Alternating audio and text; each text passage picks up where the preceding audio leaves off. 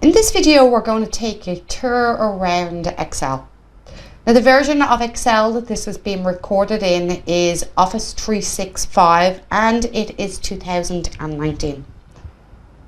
Up the top, you have your quick access toolbar. And this is a customizable toolbar where you can add and remove commands that you use on a regular basis. One of the commands that I have in here is autosave, and the autosave feature will automatically save your workbook for you. But for this to work, you need to be saving your files to OneDrive. You also will find the file name up here as well that you are working on. Now, underneath this, we have what's known as the ribbons, and these ribbons are in tab format. Now, these are in collapsed mode, and if you click on them, you will put it into expand mode. You can switch between the tabs very quickly by just clicking on them. However, when you click back down to the sheet, the ribbons will collapse again. To pin the ribbons so they don't collapse, you can press this little pin button over here, or you can press Ctrl and F1 as the keyboard shortcut. So I've just pinned them to the top there so they don't collapse when I am working in Excel. So let's have a look in more detail at some of these ribbons. So what the ribbons do is they group together different commands.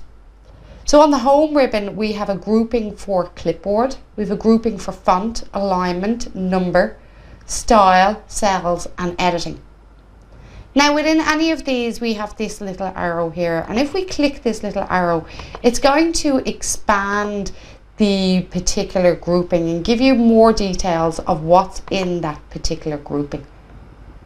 So a lot of the stuff on the home ribbon is stuff that you would use very often, like cut, copy and paste, formatting, table styles, inserting, deleting, and find and select.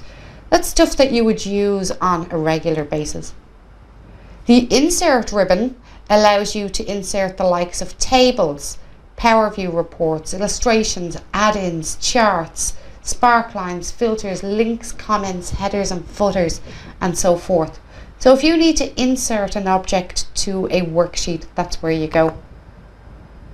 The page layout allows you to set up the print options and the page options for when you're printing your work. You can set the likes of margins and orientations, and you can scale your page as well.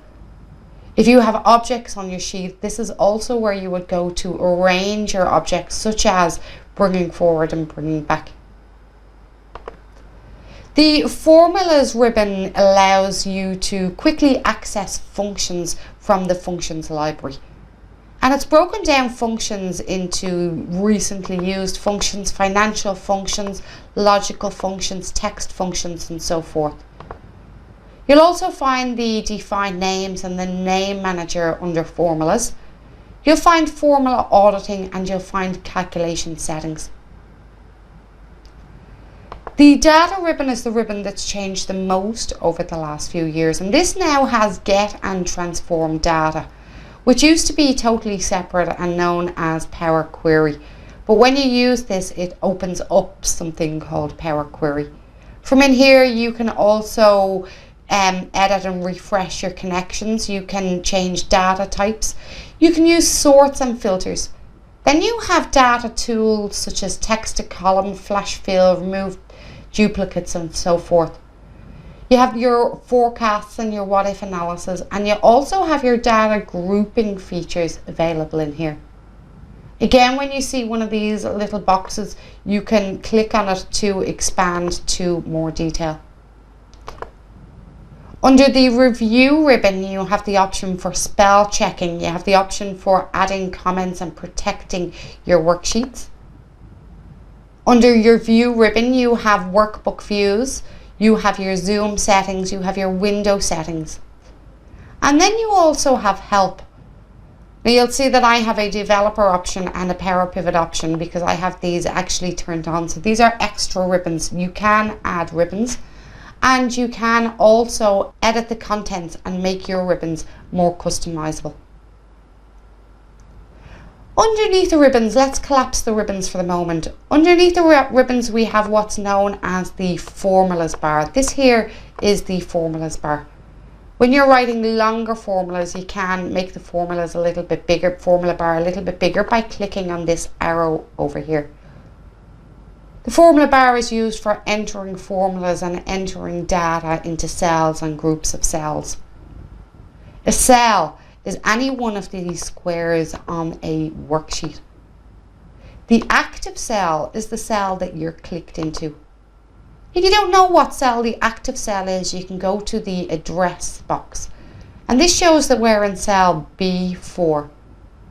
The cell address is made up of the column letter, and this is a column, and we see the column headers are all alphabetical letters. A column goes down the worksheet.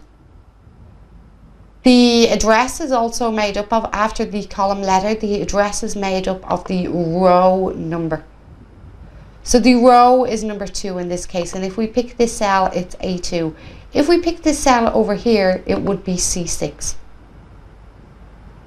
Now down the bottom of your worksheet, your workbook, you have the sheets.